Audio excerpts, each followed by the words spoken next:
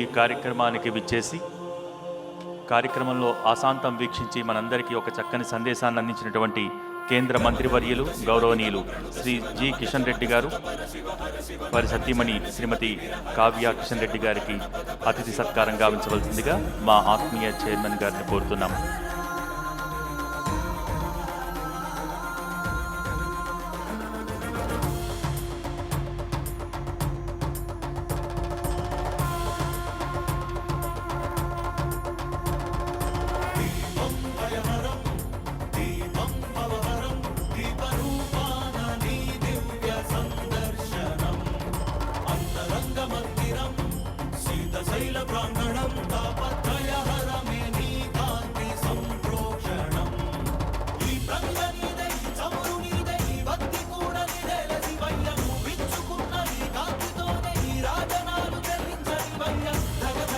ఈనాటి ప్రవచనకర్త పద్మశ్రీ గరికపాటి నరసింహారావు గారు దంపతులిరువురికి ఆత్మీయ సత్కారం.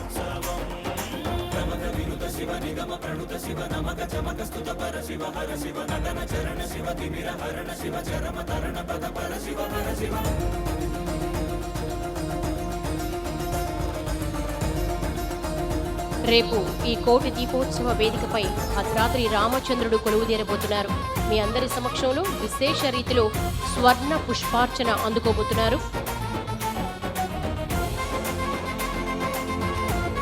అంతేకాదు కొండగట్టు అంజన్న వేయించేస్తున్నారు. మీ అందరి చేతుల మీదుగా కోటి తమలపాకుల అర్చనను అందుకోబోతున్నారు. ఇక రేపు మనల్ని అందరినీ కూడా అనుగ్రహించేందుకు ఉడిపి పేజావర పీఠం పీఠాధీశ్వరులు శ్రీ విశ్వప్రసన్న తీర్థ స్వామివారు, జగద్గురువులు శ్రీ చంద్రశేఖర శివాచార్య స్వామివారు వేయించేస్తున్నారు.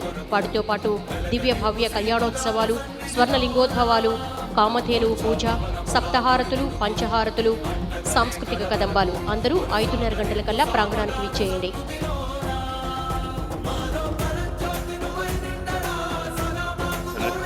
రేపు ఈ కోటి దీపోత్సవ వేదికపై భద్రాద్రి రామచంద్రుడు కొలువుదీరనున్నాడు.